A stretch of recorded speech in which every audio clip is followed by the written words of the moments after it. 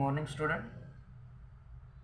Today we are going to see stability constant or formation constant. According to J. Bajarian in 1941, the formation of complexes in solution proceed by stepwise addition of ligand to the metal ions. Now just see here in your first step, this metal is reacted with a ligand, single ligand, and this is the equilibrium constant K1 which is written on your reaction arrow, and it going to be a form a complex ion, that is it is the stepwise addition of ligand to your metal, and the equilibrium constant can K1 for this reaction, it is equal to concentration of your ml divided by concentration of your metal multiplied by concentration of your ligand. Students should note that here L stands for monodentate ligand. L stands for your monodentate ligand. Now in second step, in this species, addition of second monodentate ligand is taking place, and we got Ml2 first. Ml2. In this case, equilibrium constant can be written as K2 is equal to Ml concentration of Ml2 divided by concentration of your Ml multiplied by concentration of your ligand. Likewise, we can write Mln-1 plus L gives you a complex Mln.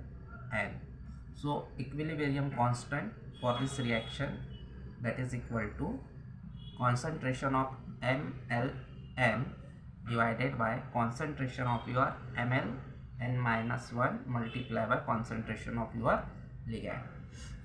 The equilibrium constant, that is K1, K2 up to your Kn, are called as stepwise formation constant or stepwise stability constant of your complex.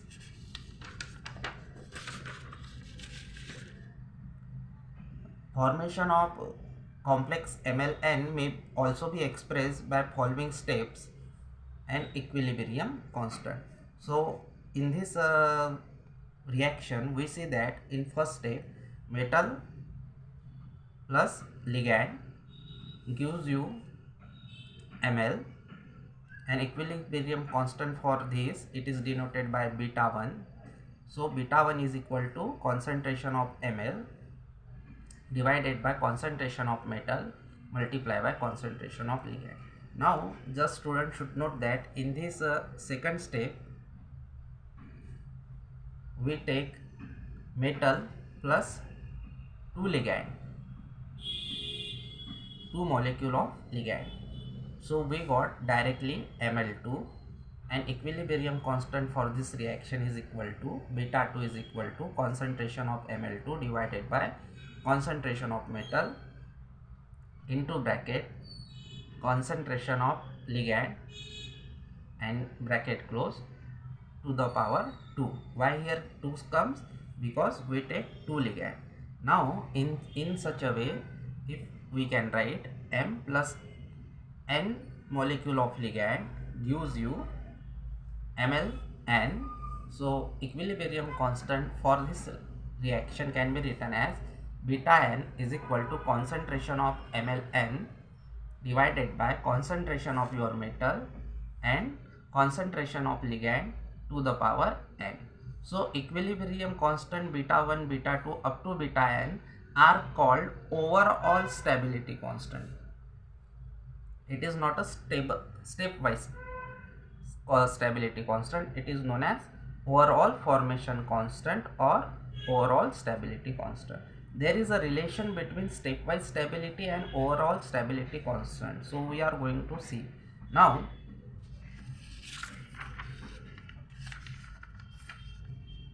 in this reaction, we see that K1 is equal to Ml divided by concentration of M multiplied by concentration of L, and in this reaction we see that beta 1 is also equal to concentration of Ml divided by concentration of M divided by concentration of ligand. So beta 1 is directly equal to K1. So likewise we can write beta 2 is equal to product of K1 multiplied by K2. So by following this sequence we can directly write beta n, that is overall stability constant, is equal to the successive product of or product of your all stepwise constant. So beta n is equal to K1 multiplied by K2 multiplied by dash dash dash multiplied by Kn. So in this step we write beta n is equal to pi Kn. So overall stability constant beta n is equal to the product of successive stability constant, that is K1 up to Kn.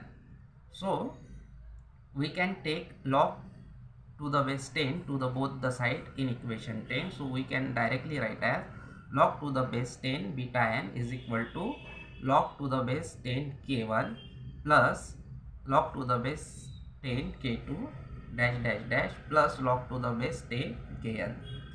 Student should note that in log when we take a log, your multiplication is converted into addition by the property of logarithm. Now it is important point, the value of successive stability constant decreases from K to n. It simply means that value of K1 is highest and that of Kn is lowest. So K1 is always greater than K2, K2 is always greater than your K4, and likewise Kn minus 1 is always greater than your Kn. So now just see in this reaction, that is cadmium 2 plus is reacted with ammonia. In this reaction ammonia is monodentate complex and it is going to form this complex ion, that is monoammonia cadmium 2 plus. So stability constant, stepwise stability constant value is 10 raised to the power 2.65. It is important, 2.65. While in second case, in second step, this complex ion is further going to add one ammonia ligand, and stepwise stability constant, that is K2 value is 10 raised to the power 2.10. So this value is less than this value. And likewise in third step, these complex ions again add one ammonia ligand. So now see the stepwise stability constant value is 10 raised to the power 1.44. It is again less than your K2. And when fourth ligand is added to this complex ion, we got K4, that is 10 raised to the power 0.93. It is again less than your K3. So what is overall stability constant? Beta 4. So that is equal to 10 raised to the power 7.12. If you are going to add 2.65, 2.10, 1.44 and 0.93, so you comes with directly 7.12. Now why the value stepwise stability constant value decreases? So with a progressive intake of ligand, the metal ion becomes less electron greedy, hence the steady decrease in the values of K1 up to your Kn takes place. Higher is the value of stability constant for a complex ion, greater will be its stability. Now reciprocal of stability constant, that is 1 by K, which is a measure of extent of dissociation, and it is called as instability constant or dissociation constant. It is important. Reciprocal of your stability constant is basically known as dissociation constant. Now if the value of dissociation constant, that is 1 by K, if it is a low, then your stability of complex is very high. Now we are going to see relationship between free energy change and overall formation constant, that is beta. So the standard free energy change is related to overall formation constant by the following relation. So we know that relation delta G, where G is Gibbs free energy, is equal to delta G0 is equal to minus 2.303 RT log of beta. We also know that Gibbs free energy change, that is delta G0 is equal to delta H0 minus T delta S0, where Delta H is enthalpy and delta S is entropy change. It is enthalpy change, it is entropy change. T is the room temperature or temperature of reaction. So from equation 1 and 2, your left hand side is equal, so we are going to equate right hand side. So directly we can write minus 2.303 RT log of beta is equal to delta H0 minus T delta H0. So by rearranging this equation, we comes with 2.303 log of beta is equal to delta H0 minus delta H0 divided by T. Now important thing is that 2.303 is the constant value. So from this equation we can directly say that beta is what? It is overall stability constant. So complex formation is favored when entropy change is positive and enthalpy change is negative. So now we are going to discuss factors affecting the stability of complexes. There are overall 7 factors which affect your stability of complexes. First factor is nature of your central metal ion. Second is nature of ligands. Third one is environmental factor like temperature and pressure. Fourth one is concentration. Fifth one is nature of ions outside your coordinating sphere. Sixth one is role of solvent, and seventh one is role of pH. Now we are going to see how nature of central metal ion affect the stability of constant. This point is further subdivided into 7 subpoint. So first subpoint is size of your central metal atom. So greater is the charge on the central metal ion, smaller is the size of the metal ion, and greater is the stability of complex. So we directly say that smaller, if the we directly say that smaller is the size of your central metal atom, more stable is the complex. Now ionic potential is equal to charge of central metal atom divided by radius. So now see this table, it is the central metal atom.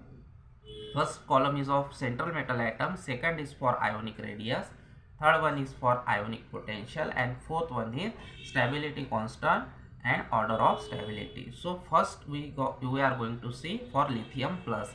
So lithium plus, its ionic radius is 0.60. Since lithium plus have one positive charge, so ionic potential from this formula can be calculated. 1 divided by 0.6, that is equal to 1.7, and stability constant and order of stability for this ion is 2. Now just see calcium 2 plus, ionic radius it is equal to 0.99. So ionic potential is 2 divided by 0.99, which is equal to 2, and stability constant is 3 multiplied by 10 raised to the power 1. Now for nickel 2 plus, ionic radius is 0.69. So charge divided by ionic radius, we comes with 2.9 ionic potential. So stability is 3 into 10 raised to the power 3. Now for aluminum 3 plus, ionic radius value is 0.50. So ionic potential is 3 divided by 0.5, that is 6, and stability constant is equal to 1 into 10 raised to the power 9. Now students should note that if we see here the ionic radius stable, from this table we see that the most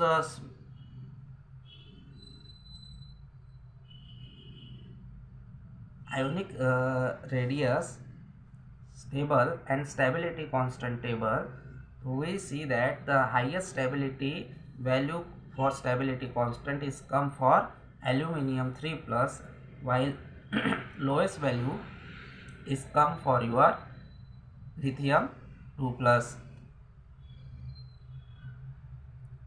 Second subpoint is electronic configuration of central metal ion. In case of metallic ion which have the same radius and same charge, for example Na plus and copper plus, and calcium 2 plus and cadmium 2 plus. The outer electronic configuration of ions plays an important role in determining the stability of complexes.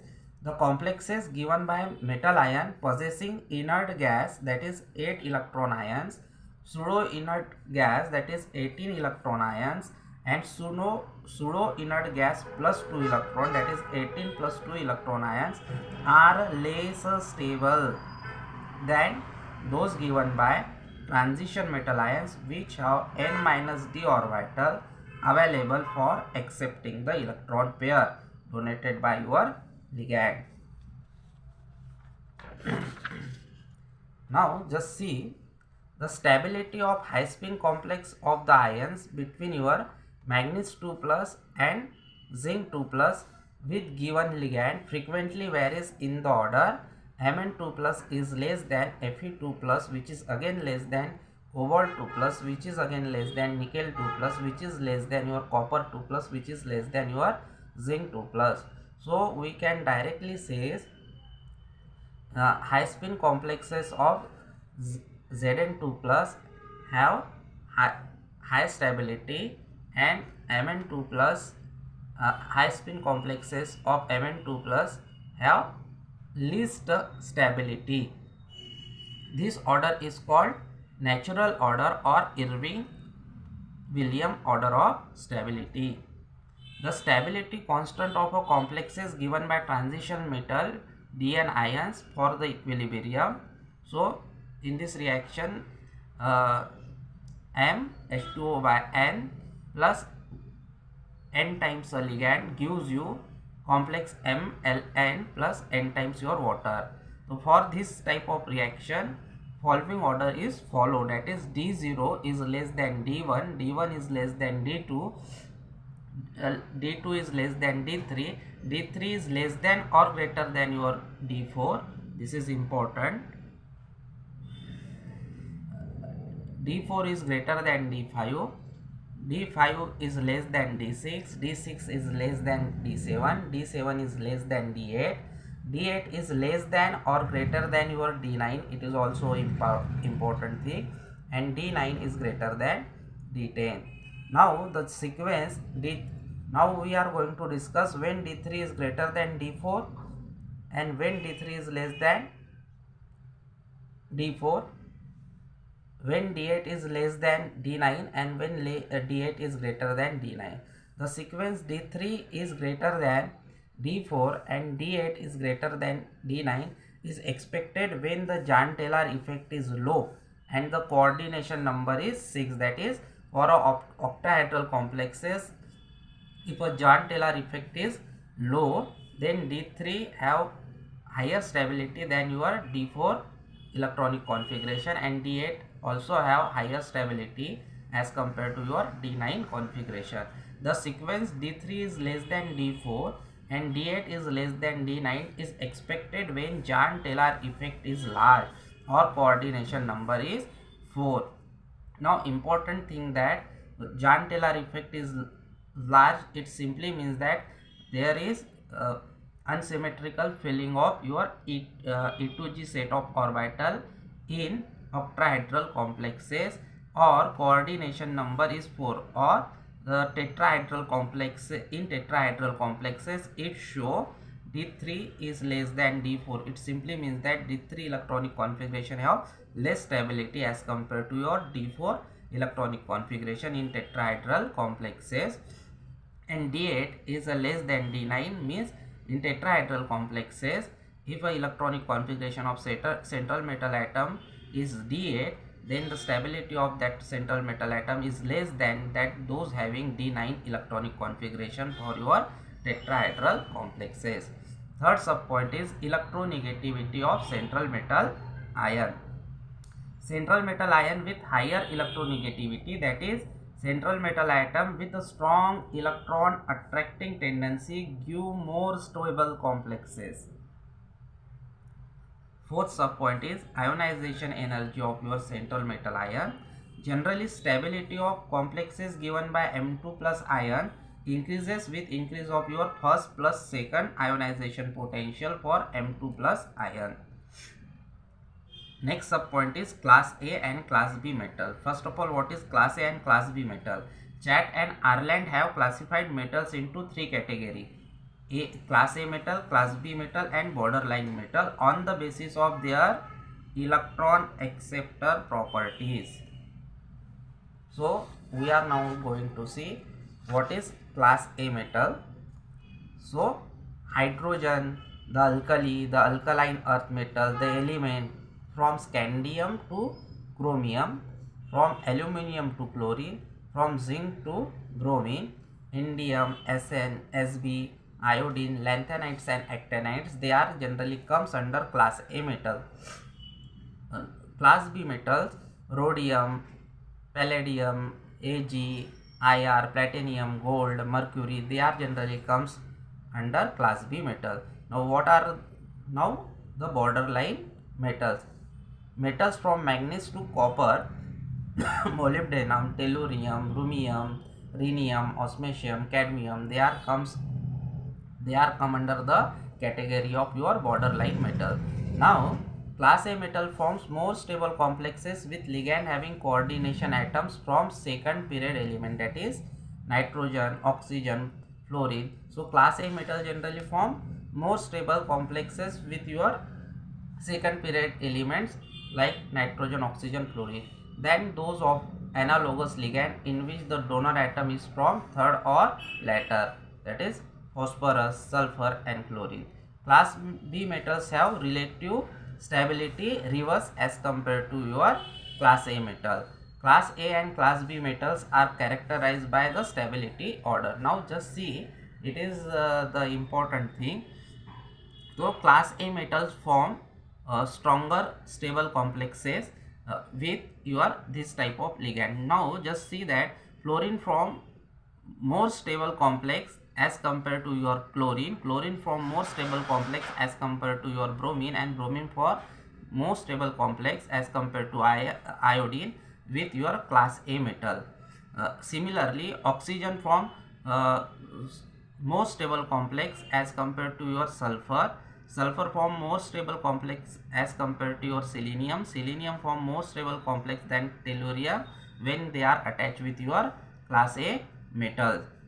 Nitrogen for more stable complex than phosphorus, phosphorus for more stable complex as compared to As form more stable complex as compared to Sb, and Sb form more stable complex with complex than Bi when they are attached to central metal attached to your class A metals. Now this order get reverse when in this from this we see that when fluorine is going to react with your class B metal, it going to be a form less stable complex. As now from this we say that fluorine form less stable complex with class B metal as compared to your iodine. When iodine reacted with class B metal, it form stronger complex than your fluorine, and like in this case also tellurium, selenium, sulfur form strong complex and stable complex as compared to your oxygen when they are attached to your central when they are attached to your class B metal. Now class B metals are characterized by the presence of d electron beyond an inert gas core. These d electrons are used to form pi bond with a ligand atom. The most stable complexes of class B metals are formed with ligands like PMe and iodine, which have vacant d orbitals, or like COCN, which have vacant molecular orbital of lower energy. In next class we are going to see second point and other point which are affecting the stability of complexes. Thank you very much.